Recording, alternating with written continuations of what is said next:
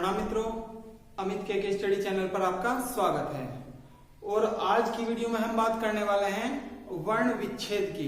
वर्ण विच्छेद किसे कहते हैं और आज की ही वीडियो में हम बात करेंगे वर्ण संयोजन की और इन दोनों में क्या अंतर होता है इसके बारे में भी आज हम जानेंगे। तो आइए इस वीडियो को स्टार्ट करते हैं। तो यहाँ पर हम वर्ण विच्छेदन की बात करेंगे और वर्ण संयोजन की। जैसा कि हमें पता है, हमने पहले पढ़ा भी है, यदि हम क पे अ की मात्रा लगाते हैं, क पे यदि हम अ की मात्रा लगाते हैं तो ये क बन जाता है और अ की कोई मात्रा नहीं होती है, इसलिए ये इस पे कोई मात्रा नहीं लगाई गई है। और हम यहां पर अब देख रहे हैं, यदि हम क पे आ की मात्रा लगाते हैं, क पे यदि हम आ की मात्रा लगाते हैं तो ये हो जाता है क आ, का हो जाता है ये। और इसी प्रकार से यदि हम क पे इ की मात्रा लगाते हैं तो ये हो जाता है की। तो यहां पर हमने क्या किया है, वर्ण संयोजन किया है। यहां पर हमने वर्णों का संयोजन किया है। संयोजन शब्द का अर्थ होता है मिलाना। संयोजन शब्द का अर्थ है मिलाना और विच्छेद शब्द का अर्थ होता है अलग करना। विच्छेद मीन्स अलग करना और संयोजन मीन्स मिलाना। तो यहाँ पर ये अर्थ आप समझ गए होंगे दोनों शब्दों का। संयोजन का अर्थ मिलाना होता है और विच्छेदन या फिर विच्छेद का अर्थ होता है अलग करना। तो यहाँ पर हमने इन दोनों वर्णों का संयोजन किया है। यहाँ पर मेरे पास दो वर्ण है क और अ। इन दोनों वर्णों को मिलाकर के बन गया है क। आप देखेंगे ये क के नीचे हलंत लगा हुआ है, तो इसका अर्थ ये है कि क के साथ में कोई भी वर्ण नहीं मिला हुआ है, क आधा है। क के साथ कोई स्वर नहीं है तो क आधा है। इसी प्रकार से ये क भी आधा है, इसके साथ भी कोई स्वर नहीं है। लेकिन ये यहाँ पर जो लिखा है का, इस क के साथ आ मिलने से का बन गया है। तो यहाँ पर हमने दो वर्णों का संयोजन किया है, दो वर्णों को मिलाया है, तो मिलाने से उनको का बन गया है। यदि मैं क का विच्छेद करूं, यदि मैं क का विच्छेद करूं तो क्या हो जाएगा, ये मेरे पास क लिखा हुआ है, यदि मैं इसको तोड़कर लिखूं, अलग अलग करके लिखूं, तो यहां पर मुझे क्या लिखना पड़ेगा, क और अ,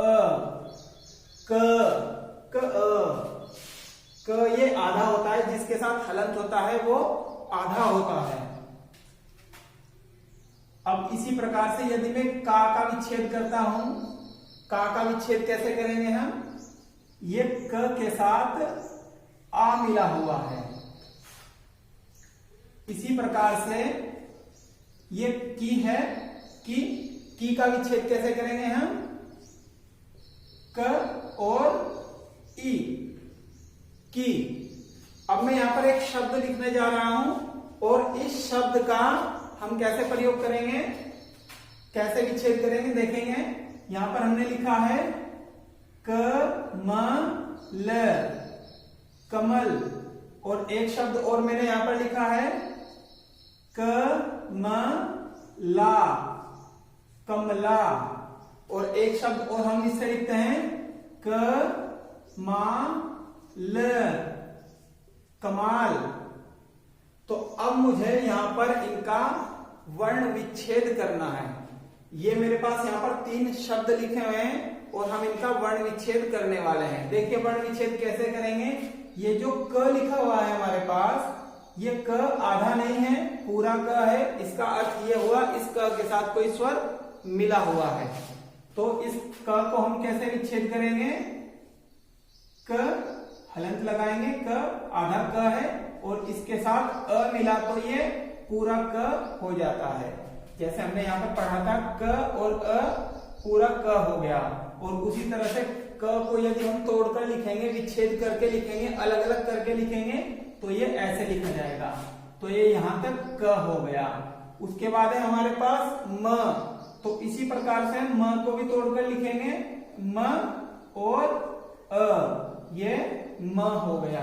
क्योंकि अ की कोई मात्रा नहीं होती है, इसलिए म पे भी कोई मात्रा नहीं लगाई गई है, और अ की कोई मात्रा ना होने के कारण क पर भी कोई मात्रा नहीं लगाई गई है, और ल पे भी कोई मात्रा नहीं लगेगी। तो ल और अ ये ल हो जाएगा। तो अब हम यहां पर देख रहे हैं, ये जो कमल शब्द है इसमें कितने वर्ण मिले हुए हैं? 6। कमल शब्द में कितने वर्ण हैं? 6। 1 2 3 4 5 और 6। इसी प्रकार से ये जो कमला शब्द है, क्या आप बता सकते हैं इसमें कितने वर्ण हैं? बिल्कुल कमेंट करके बताइएगा। तो यहां पर हम देखेंगे क और अ, ये क हो गया है, उसके बाद म लिखना है। म कैसे? जैसे ऊपर लिखा था म और अ, म, और उसके बाद ला। ला कैसे बनेगा? ल और आ, ला, कमला। तो यहां पर भी 6 ही वर्ण हैं, कमला शब्द में भी 6 वर्ण हैं। और कमाल, अब कमाल का वर्ण विच्छेद आप स्वयं कीजिएगा और कमेंट बॉक्स में लिखिएगा और बताइएगा कि इसमें कितने वर्ण हैं या फिर कितनी ध्वनि है। अब मैं यहां पर एक शब्द लिखता हूं, प आधा क और का, पक्का। यहां पर मैंने लिखा है पक्का। अब हम इसका भी वर्ण विच्छेद करने वाले हैं और देखेंगे इसमें कितनी ध्वनि है या फिर कितने वर्ण हैं। यहां पर हम देखेंगे प के साथ अ मिला तो ये प बन गया, प। और हम यहां पर देख रहे हैं क आधा है, क आधा है, तो इसका अर्थ ये हुआ क के साथ कोई भी वर्ण नहीं मिला हुआ है, क के साथ कोई भी स्वर नहीं मिला हुआ है। देखिए, तो क को हम कैसे लिखेंगे? आधा क के साथ हलंत हमने लगा दिया तो इसका अर्थ हो जाएगा आधा क। और फिर ये आधा क हम लिखेंगे ऐसे, और अब हमें लिखना है का कैसे लिखा जाएगा? क और आ, तो ये बन गया है का, पक्का। तो पक्का शब्द में कितनी ध्वनि है, कितने वर्ण हैं? 1 2 3 4 और 5। अब देखो एक और मैं शब्द लिख रहा हूं, सूखा। यहां पर सूखा शब्द मैंने लिखा है, तो अब हम देखेंगे सूखा शब्द का वर्ण विच्छेद हमें कैसे करना है और इसमें कितनी ध्वनि है। सूखा शब्द का हम वर्ण विच्छेद करने वाले हैं, तो स और उ, सु, स और उ, सु। सु के बाद ये सु का विच्छेद कर दिया है, अब हमें खा का विच्छेद करना है। खा का कैसे विच्छेद करेंगे? ख और आ, खा। ये सु और ये खा, सूखा। तो इसमें कितनी ध्वनि है, कितने वर्ण हैं? 1 2 3 और 4। अब एक और शब्द हम लेने वाले हैं। यहां पर एक और हमने शब्द लिखा है और यह है आवाज, आवाज। देखिए, आवाज शब्द का हम कैसे वर्ण विच्छेद करेंगे? क्या आप बता सकते हैं इसमें कितनी ध्वनि है, कितने वर्ण हैं इसमें? तो देखें, सबसे पहले आ एक स्वर है तो आ, फिर वा कैसे लिखा जाएगा? व और आ, ये बन गया है वा। और फिर ज कैसे? ज और अ, ज, आवाज, आवाज। तो यहां पर इसमें आवाज शब्द में कितने वर्ण हैं? 1 2 3 4 और 5।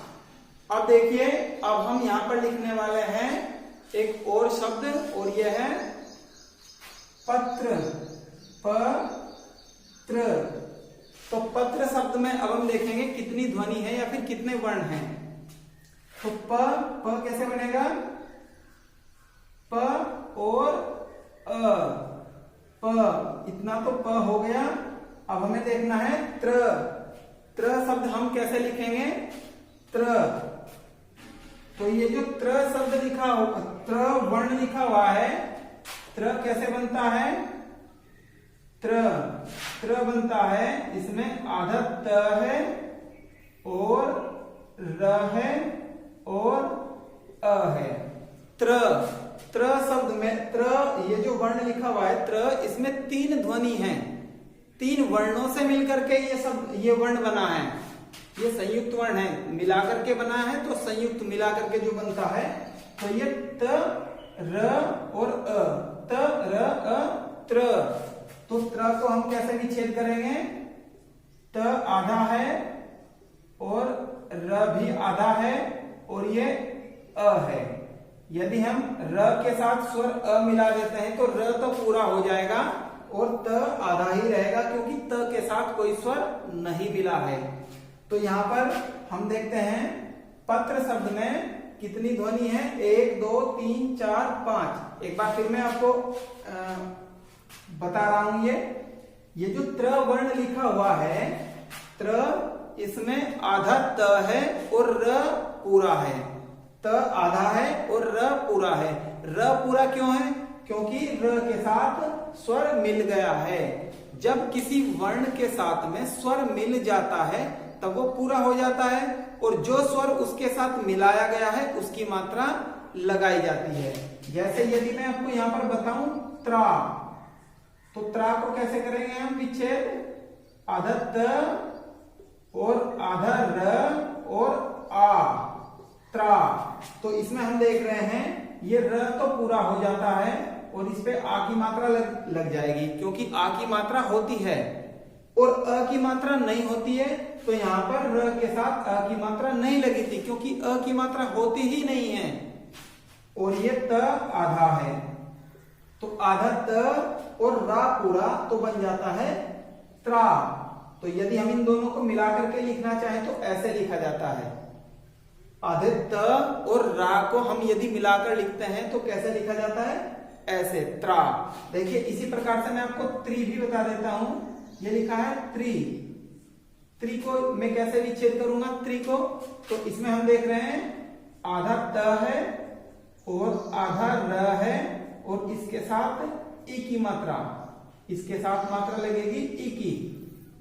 ई जिसको आप छोटी ई बोल देते हैं, तो ई की मात्रा लगेगी। जो बड़ी ई की मात्रा होती है जिसको आप खींच करके बोलते हैं, बोलने में ज्यादा समय लगाते हैं, ई, तो वो बड़ी ई है, उसका वैसे जो नाम होता है वो ई होता है। हम उसको छोटी और बड़ी, जिससे हम आसानी से याद रख सके, पहचान सके, तो छोटी और बड़ी इसलिए लगा देते हैं सब। तो ये त्रि यदि हमें लिखना है तो ऐसे, तो इसमें हम देख रहे हैं त आधा है और र पूरा हो जाता है, क्योंकि र के साथ स्वर मिल गया है और इसी स्वर की इसके ऊपर मात्रा लगा दी जाती है। तो ये हमने सीखा यहाँ पर वर्ण विच्छेद। इससे आगे हम कुछ और शब्दों का विच्छेद करने वाले हैं, तो इससे आगे की वीडियो